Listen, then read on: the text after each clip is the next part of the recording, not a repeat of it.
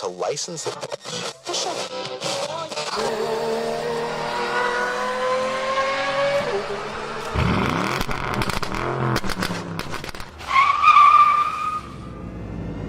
Meep, meep.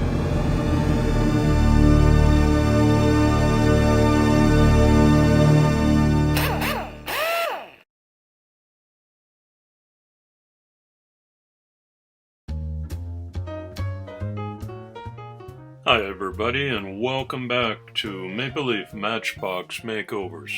I'm Andrew, and on the bench today is a TootsieToy Truck. I had trouble researching this one online. I did find the closest pick to original on eBay. It's a camper truck, and it had a red cab with a boat on top, and it was pulling a cool looking racer. I found 1961, I found Chevy, El Camino. If you know more about this than I do, comment below and we'll figure it out together. It's only my second Tootsie Toy, and I'm experimenting here with a tip that I picked up from another really good makeover channel called Read the Factory Manual.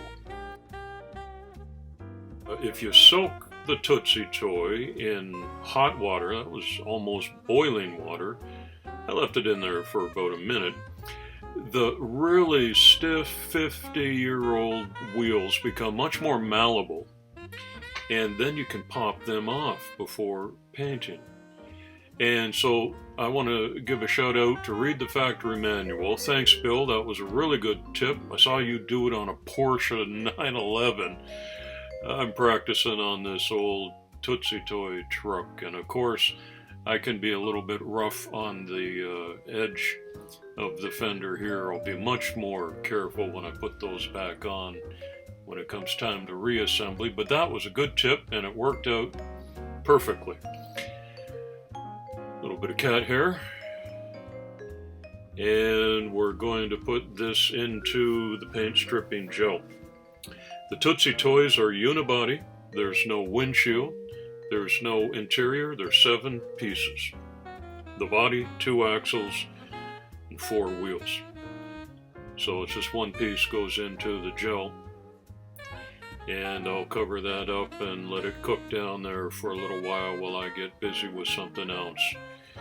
I think I had lunch and a walk, and a certain time has gone by, let's say about an hour, when I revisit the truck to see how we're progressing with the gel. Oh yeah. Well, I'm from 1961 as well, and I don't think I'd put up much of a fight anymore, so this paint just gave up, slides right off. And I take it and give it a good hard bristle brushing with some more hot soapy water, and it came out like this. Stripped of paint, but that metal's looking pretty rough.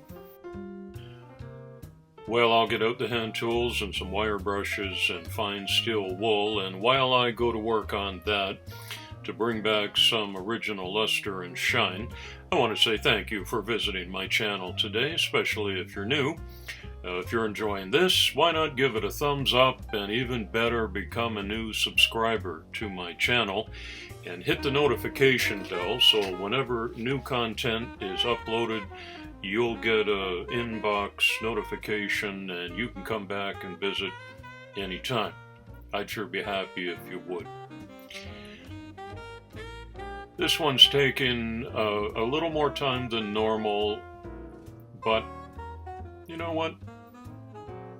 For 1961, I wish I looked that good when I got up in the morning. That's a pretty good shine back on there, and certainly good enough for this casting and for some primer and a new lick of paint that it's going to get. Tidy up. And because the axles are still on there, and I don't really want to grind down the mushroom ends on them, I'm just going to put a little bit of masking tape on before it goes to primer and paint, and let's say a little bit of work right here at this stage is going to save me some work at the other end cleaning these up later. So there's no rocket science there. There's all regular masking tape.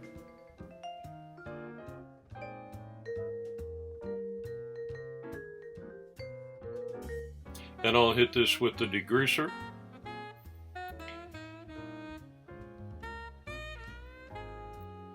That's an engine degreaser that I use on my car, and it's just as good here to take off any fingerprints and oils and impurities.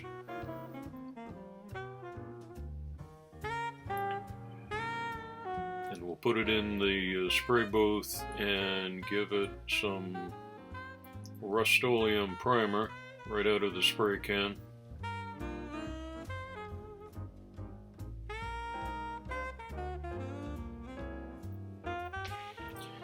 I like these old Tootsie Toys.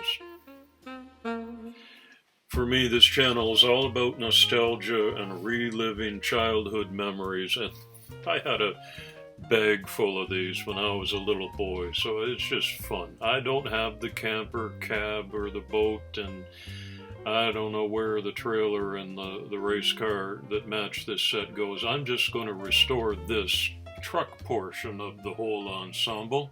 It's not for competition entry, and there's nothing really special about this job today. It's a trip down memory lane. A little bit of black tire wash cleans up those old wheels. They weren't too bad anyways. And I've chosen a color that's as close to the original one as I could find. It's a kind of a light blue, a powder blue, ice blue. You call it what you want. And I'd say this is a Monday, one-day restoration. So the wheels, surprisingly, are still soft enough that I can just pop these back on by hand. I put the hammer underneath just so the axle has a hard surface to connect with while I press down. And I didn't need to tap on those or force them at all. So once again, Bill from Read the Factory Manual, that was a great tip. I give you credit for that. I don't know if you invented it or not, but if you're new to Tootsie Toys and you're watching this, that's just the way to go. In the past, I've tried to separate those axle pins with a screwdriver, and I was successful, but I've heard a lot of guys have just broken those off and they fly across the room. But this is the way I'll do it in the future. Back on in good rolling condition, no troubles, and all that's left to do for the wheels is touch up those hubs with the old chrome pen. And while I'm holding the pen and holding the Tootsie Toy and looking it over, I'm thinking, you know, I ought to chrome up the front of that. But that's what I did on my first Tootsie Toy, and you know, they don't do that originally. They're just one color, plain. Sometimes there's some lettering. I would highlight that, but what can I do? And in the spirit of experimentation and learning the hobby, I decided to get the old water-based paint back out, basic black, and water it down even more, just like I did with the tire wash. And remember kindergarten and finger painting? That was one of my skills when I was 5 years old. So I'm just going to give this a swipe right across the front and give it an aged look. I'm not going to chrome it. I'm not even going to paint the headlights. I'm just going to give this a little bit of black wash. And it's water-based, so you can just pat that with a paper towel, but leave that weathered grill look. That's what I'm going for today.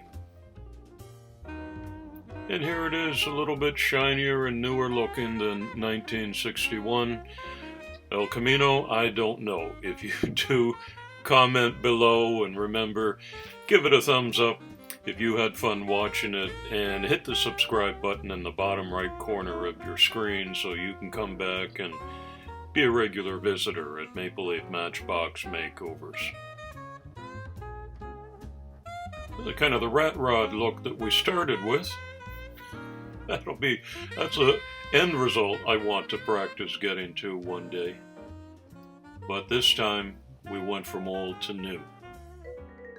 I got to practice a few new tricks and I'm pleased with how it turned out. Thanks for visiting today. I hope you'll come back often.